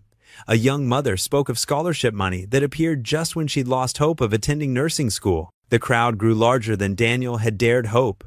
Some carried signs reading, "Save Olivia Sterling," and "Love Conquers All." Others held candles, though the morning sun made them invisible. The gathering wasn't just a protest. It felt more like a family coming together for one of their own. Grace appeared at Daniel's side, clutching her favorite stuffed rabbit. "Is this going to help Aunt Liv?" she asked, her voice small but hopeful. Daniel knelt beside his daughter, straightening her jacket. "We're showing her brother that Olivia matters to all of us, that she's not alone anymore." Local news vans began arriving, their reporters setting up cameras. Daniel hadn't called them. Word had spread on its own. He stepped up to the podium, his heart pounding. Public speaking had never been his strong suit, but love made people brave in ways they never expected. "Thank you all for coming," he began, his voice carrying across the now hushed square. "Most of you know Olivia Sterling as the quiet woman from the big house on the hill. But today, I want to tell you about the Olivia I've come to know." Daniel shared the story of their first meeting, of Grace's drawing, of potluck dinners and park picnics. His voice grew stronger as he spoke of Olivia's transformation from a lonely woman into someone who laughed freely and loved deeply. "And now, he continued. Her own brother is denying her the chance to live, not because of medical reasons, but because of old grudges and cold hearts. One by one, people stepped forward to share their stories. Mrs. Rodriguez spoke of Manuel's surgery. The bookstore owner described how Olivia would secretly visit just to watch children reading in the new beanbag chairs she'd provided. A teenager told how an anonymous donation had saved his family's farm. Pastor Mike stepped up next. "I've known Richard Sterling for 20 years, he said, his voice grave. "And I've watched him choose pride over love time and again. But today, we're here to show him that love is stronger than pride." Grace tugged at Daniel's sleeve, wanting to speak. He lifted her up to the microphone, his heart swelling with pride as she faced the crowd without fear. "Aunt Liv taught me how to make paper cranes," Grace said clearly. "She said they're wishes that fly up to heaven. I made one every night, wishing she could be my real aunt forever." She pulled a slightly crumpled paper crane from her pocket. "Please don't take her away, Mr. Sterling. Please give her a new heart." A movement at the edge of the crowd caught Daniel's attention. Richard Sterling stood there, partially hidden behind a tree, his usually stern face showing signs of uncertainty. He watched as more people came forward. The grocery store owner who spoke of Olivia's weekly donations to the food bank, a teacher who revealed how Olivia had anonymously funded the school's art program, an elderly man who wept while describing how she'd paid for his wife's hospice care. The crowd had swelled to fill the square. People who had never met Olivia were crying, moved by the stories of her quiet kindness. The news cameras captured it all, broadcasting live across the region. Richard Sterling stepped slightly forward, his expensive suit out of place among the town's casual gathering. His face showed the first cracks in his carefully maintained facade as he watched a group of children release paper cranes into the air. Grace had taught them how to make them. Daniel noticed Richard's presence but didn't call attention to him. Instead, he returned to the podium one last time. "Olivia Sterling has spent years hiding her light," he said, his voice thick with emotion. "She thought she didn't deserve love because that's what she was taught. But look around. Look at all the lives she's touched. Look at all the love she's given, asking nothing in return." The crowd murmured in agreement, and more paper cranes took flight, carrying the hopes and prayers of an entire town. Richard Sterling watched them soar, his hands clenched at his sides, his expression increasingly troubled as the weight of the community's love for his sister pressed against his carefully constructed walls of bitterness. Daniel continued, "We're not asking for a miracle, we're asking for a chance. A chance for Olivia to live, to love, to be the person she's finally allowing herself to become." "Mr. Sterling," he said, looking directly at Richard now, "your sister has touched more lives than you know. She's created more good than you've ever imagined. And we're all here today because we refuse to let that light go out." As if on cue, Grace began singing Amazing Grace, her clear child's voice carrying across the square. One by one, others joined in, until hundreds of voices rose together in a spontaneous chorus of hope and love. Richard Sterling took another step forward, his face showing the first signs of real emotion. For the first time in decades, he looked lost, uncertain, as if the fortress of his convictions was crumbling under the weight of so much love for the sister he'd tried so hard to deny. The town square buzzed with quiet energy as hundreds gathered around the makeshift stage. Hand-painted signs bobbed in the gentle breeze. "Save Olivia, love conquers all," and "Give her a chance." The autumn air carried a crisp chill, but the crowd's warmth was undeniable. Daniel stood at the podium, his voice steady and clear. "We're here today because someone special needs our help. Someone who's touched all our lives, even if we didn't know it at the time." Olivia sat in a wheelchair near the stage, wrapped in a thick blanket. Her face was pale, but her eyes sparkled with unshed tears as she watched person after person step up to share their stories. Mrs. Thompson from the library spoke about the anonymous donation that saved their children's reading program. Mr. Rodriguez testified about the mysterious benefactor who helped his family after the flood. Each story painted a picture of quiet kindness that had rippled through their community for years. In the back of the crowd, Richard Sterling stood rigid, his expensive suit out of place among the townspeople's casual clothing. His jaw clenched tighter with each speaker, but he didn't leave. Then Grace tugged on Daniel's sleeve.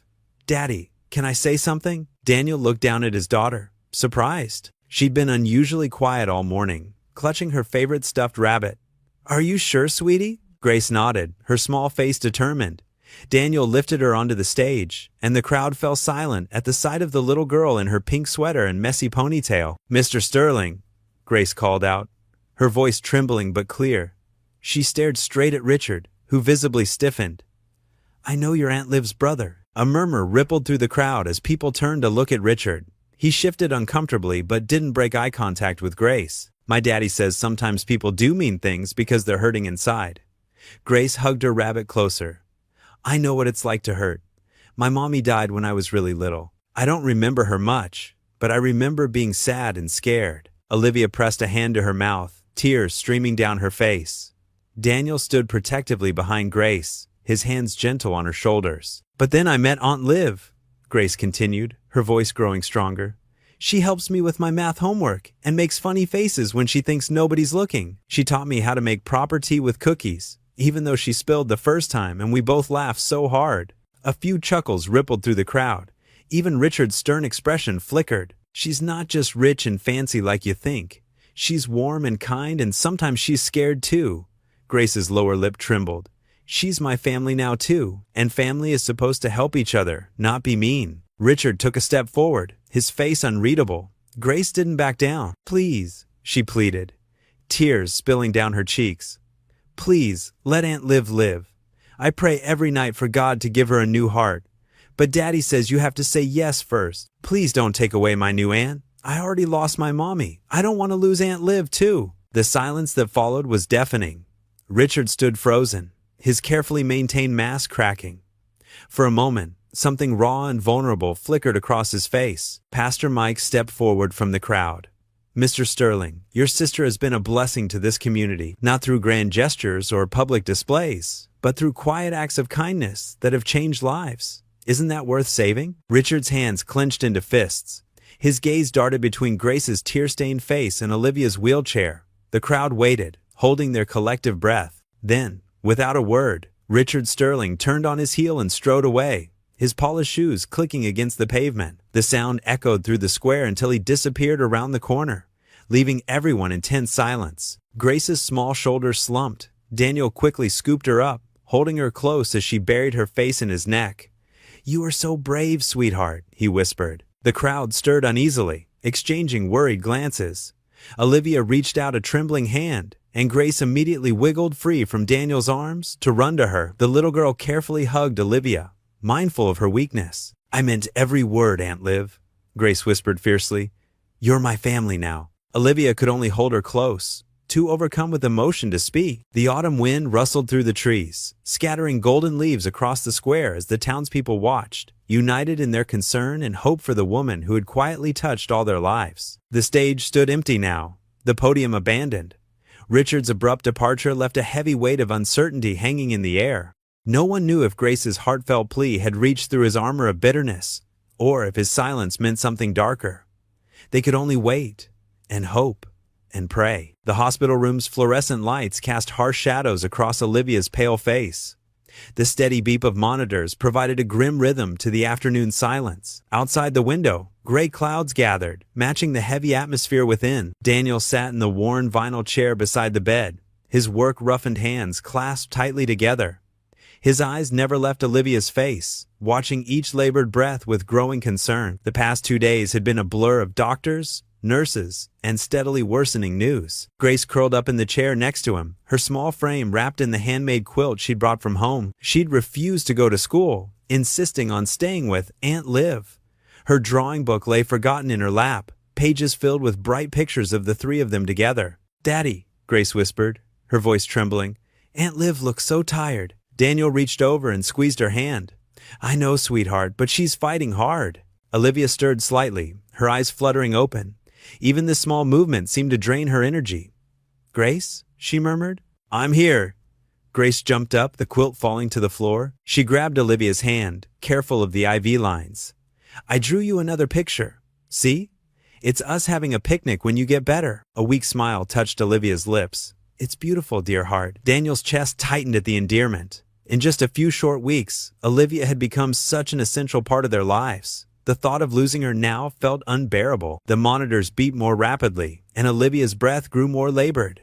Daniel pressed the call button, his heart racing. A nurse hurried in, checking vitals and adjusting medications. "Her blood pressure's dropping," the nurse said quietly to Daniel. "I'll page the doctor." Grace's eyes widened with fear.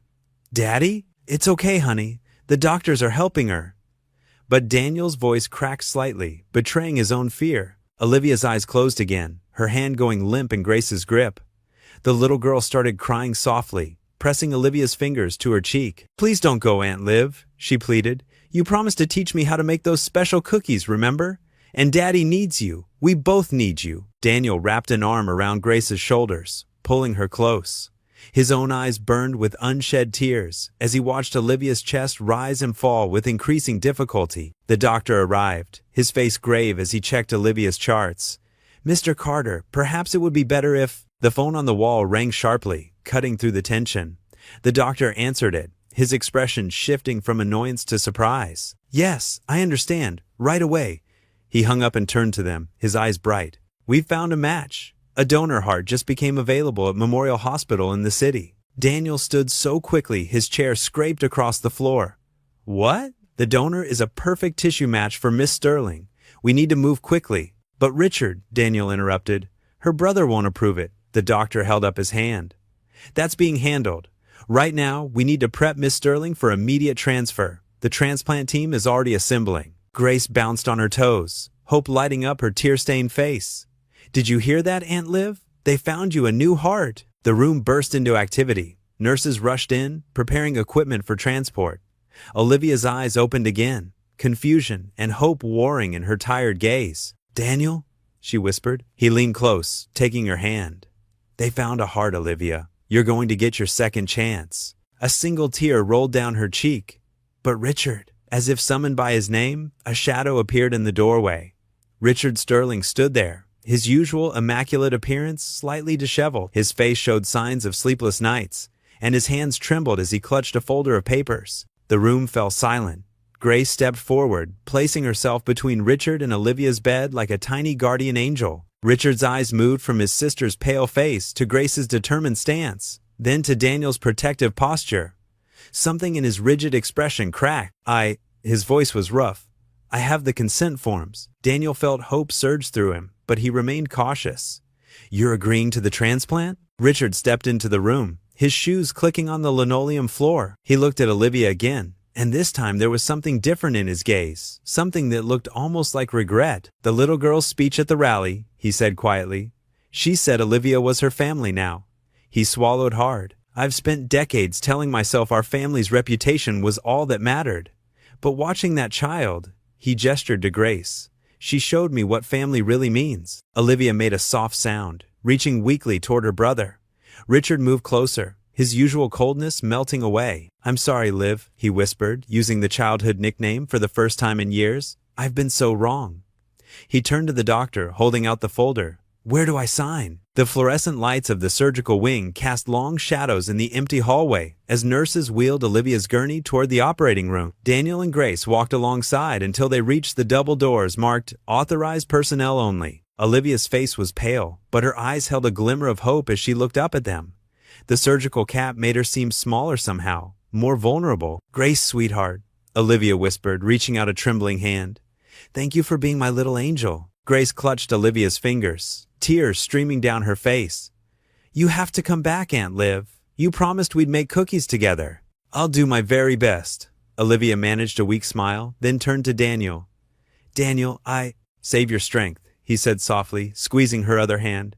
"We'll be right here waiting for you." The head surgeon, Dr. Matthews, approached in his scrubs. "It's time, Miss Sterling. The donor heart is being prepared, and we need to get started." Daniel bent down and pressed a gentle kiss to Olivia's forehead.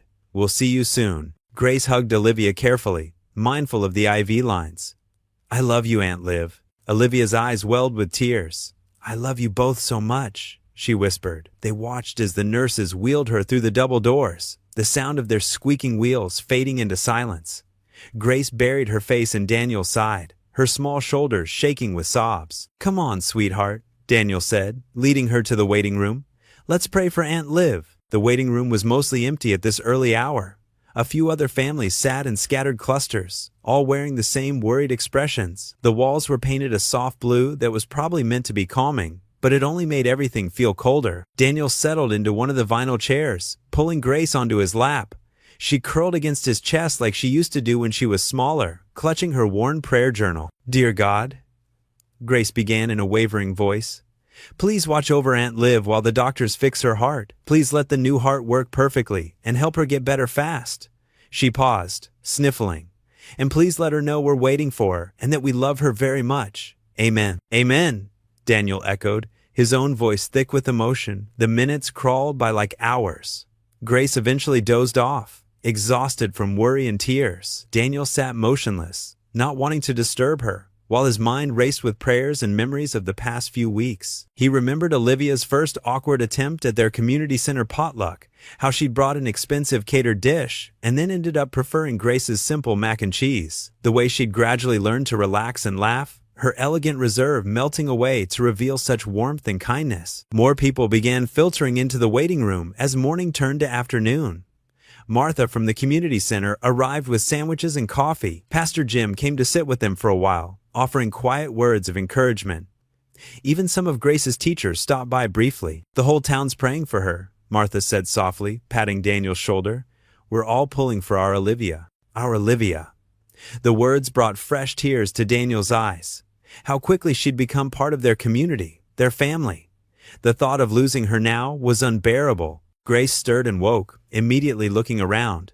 Is Aunt Liv okay? Did the doctor come? Not yet, honey, Daniel assured her. But no news is good news. It means they're taking their time and being careful. They played cards to pass the time, though neither could focus much on the game. Grace drew more pictures in her journal. Daniel paced. The hands of the wall clock moved with agonizing slowness. 4 hours passed. 5, 6. Finally, after what felt like an eternity, Dr. Matthews appeared in the waiting room doorway. His surgical cap was off, and he looked tired but satisfied. Daniel's heart leaped into his throat as he stood, lifting Grace with him. The entire room seemed to hold its breath. Dr. Matthews smiled. The transplant was a complete success. Miss Sterling came through beautifully, and the new heart is already functioning well. Grace let out a squeal of joy, throwing her arms around Daniel's neck. He hugged her tightly, tears of relief streaming down his face. When can we see her? Grace asked eagerly. She'll be in recovery for a few hours, Doctor, Matthews explained. Once she's moved to the ICU, you can visit briefly.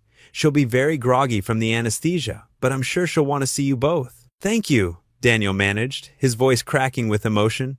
Thank you so much. Martha and the others who'd stayed to wait crowded around, offering hugs and congratulations. Grace bounced with excitement, already planning get-well cards and decorations for Olivia's room. Daniel sank back into his chair, overwhelmed with gratitude. He closed his eyes and whispered a prayer of thanks, his heart so full it felt like it might burst. Daddy? Grace touched his arm. Can we go to the gift shop and get Aunt Liv some flowers? Yellow ones are her favorite. Of course, sweetheart. Daniel stood, taking her hand. As they walked toward the elevator, he glanced back at the doors leading to surgery. Beyond them, Olivia was beginning her journey of recovery, her new heart beating strong and steady with the promise of tomorrow. The fear and uncertainty of the past weeks began to lift, replaced by hope and joy. Their little family had faced its first major crisis together and emerged stronger.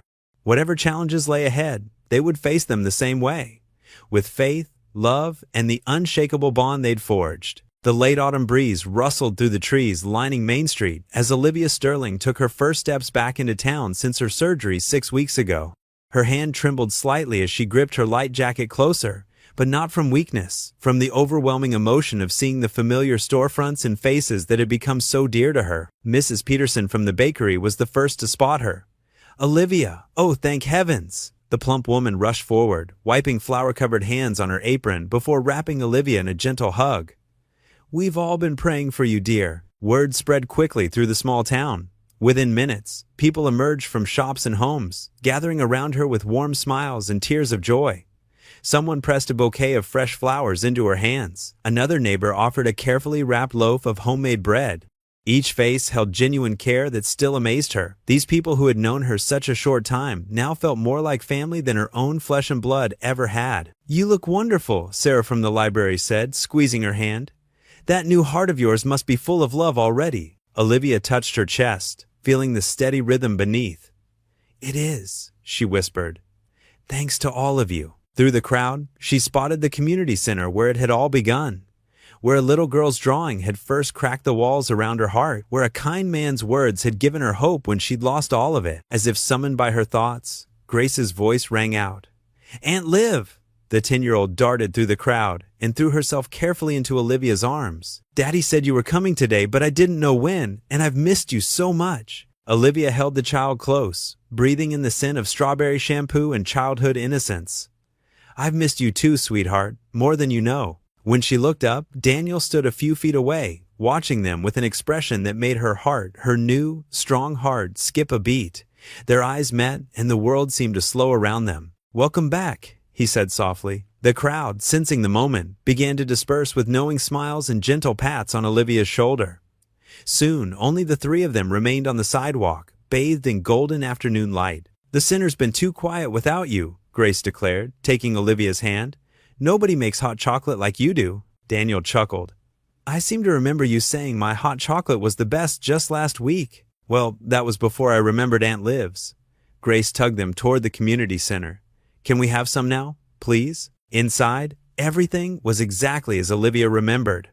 The mismatched furniture, the children's artwork on the walls, the slight squeak of the floorboards near the kitchen, but it felt different now, or perhaps she was the one who had changed. While Grace busied herself gathering mugs and marshmallows, Daniel and Olivia stood in comfortable silence by the window. The late afternoon sun painted everything in shades of gold and amber. "The doctors say I'm healing faster than expected," Olivia said quietly. "They can hardly believe the difference in my test results." Daniel smiled. "Love is the best medicine. Is that what this is?" She turned to face him fully. "Love?" His expression grew serious, tender. "I think we both know it, Island." He took a step closer. "These past months, watching you with Grace, seeing how you've opened your heart to everyone in town, fighting alongside you." He paused, gathering his thoughts. "I didn't expect to feel this way again after losing Sarah. I thought that part of my life was over." Olivia's breath caught. "Daniel, but you showed me that love isn't something you can put limits on. It grows where it wants to, when it wants to." He reached for her hand, his palm warm against hers. "I love you, Olivia Sterling. Not because you needed saving, but because you taught me how to live again too." Tears blurred Olivia's vision as she looked at their joined hands. "I was so afraid," she whispered. "Afraid of dying without ever knowing what this felt like. Real love, family, belonging." She squeezed his fingers. "And now I'm afraid of losing it." "You won't," Daniel said firmly. "You're stuck with us now." From the kitchen, they heard Grace humming as she stirred the hot chocolate, completely at peace with their world. Olivia looked up at Daniel, seeing all her hopes reflected in his eyes. "Then let's live every day as if it's all that matters," she whispered, accepting his hand and everything it promised. The school auditorium buzzed with excitement as parents and families filed in, clutching programs and searching for the best seats. Olivia Sterling sat between Daniel and Grace Carter in the third row, her new heart beating steadily with joy as she watched Grace fidget in her concert dress. "Are you nervous, sweetheart?" Olivia asked, smoothing a wrinkle from Grace's powder blue dress. Grace's fingers twisted in her lap. "A little. What if I mess up the piano part?" "You've practiced so hard," Daniel said, giving his daughter's shoulder a gentle squeeze. "Remember what we talked about. Just pretend you're playing at home for us." Olivia nodded, adding, "And we'll be right here in the audience, cheering you on." The transformation in Olivia's life over the past few months still felt miraculous. Gone was the hollow emptiness that had haunted her mansion. Instead, her days were filled with the warmth of family dinners, homework sessions with Grace, and quiet evening talks with Daniel on the porch swing. 5 minutes until places, called Mrs. Thompson, the music teacher, from the front of the auditorium. Grace jumped up, smoothing her dress one last time. "That's my cue." She hugged her father, then turned to embrace Olivia. "Love you both." As Grace scampered toward the stage door, Olivia felt tears prick at her eyes. Those simple words, "love you both," still had the power to overwhelm her with gratitude. Daniel's hand found hers in the dimming light, his thumb tracing gentle circles on her palm. "You okay?" he whispered. "More than okay," Olivia replied, squeezing his hand. "I just never imagined I'd be here, like this, part of a family." The lights dimmed further, and a hush fell over the audience as Mrs. Thompson stepped onto the stage. "Welcome everyone to our spring musical showcase." As other students performed their pieces, Olivia found herself studying the families around them. Parents leaned together, smartphones ready to record. Younger siblings squirmed in their seats. Such ordinary moments that she'd once observed from a distance, never believing they could be hers. Next up, Mrs. Thompson announced, Grace Carter, performing Moonlight Sonata on piano. Daniel sat up straighter, his grip on Olivia's hand tightening slightly. Grace appeared from the wings, her face serious, as she approached the gleaming black piano. She sat, adjusted the bench, and took a deep breath. The first notes filled the auditorium, clear and confident. Olivia felt her chest swell with pride. She'd sat with Grace during countless practice sessions, watching those small fingers gain surety and strength. Now, as the melody soared, she remembered their first meeting at the community center, when Grace had offered her that crayon drawing a simple act of kindness that had changed everything. Daniel leaned close to whisper, "She's never played it better." Olivia nodded, unable to speak past the lump in her throat. The music wrapped around them, each note a reminder of the precious gift of time she'd been given. Not just the physical gift of the heart beating in her chest, but the gift of love that had transformed her life. As Grace played the final chord, the audience burst into applause.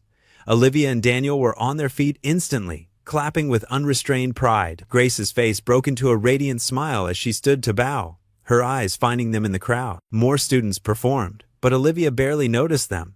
Her mind kept returning to the journey that had brought her here, from that sterile doctor's office where she'd received her death sentence, to the community center where she'd found hope, through the darkness of her brother's rejection, and finally to the miracle of survival and acceptance. After the final performance, families began gathering their belongings. Grace appeared through the crowd, still glowing from her success. "Did you see? I didn't mess up once." "You were magnificent," Olivia said, pulling her close. "Mom would have loved it," Grace said softly, looking up at Daniel. Daniel's eyes glistened as he nodded. "Yes, she would have. And she'd be so proud of you, just like we are." The mention of Daniel's late wife no longer brought awkwardness or guilt. They'd learned to honor her memory while embracing their new family bonds. Grace had taught them that love multiplies rather than divides. As other families filed out, they remained in their seats, savoring the moment. Grace snuggled between them, humming snippets of her piece. The stage lights began to dim one by one, casting long shadows across the empty seats. Daniel's arm stretched behind Grace to rest on Olivia's shoulder. "Should we celebrate with ice cream? Can we get hot fudge sundaes?" Grace asked eagerly. "I think that's the perfect way to celebrate such a wonderful performance," Olivia agreed. They stood together, hands naturally finding each other's in the growing darkness. As the last stage light faded, Olivia felt the steady rhythm of her heart, her new heart beating in perfect harmony with the love surrounding her. The thought came unbidden but true. "I was given a new heart, but what I found was a new family." What would you do if you were in their place? Comment your answer below, and let's see how you'd rewrite the ending. If you enjoyed the story of Olivia Sterling, I handpicked the next story that you will enjoy. Please don't miss this one. Click here to watch it.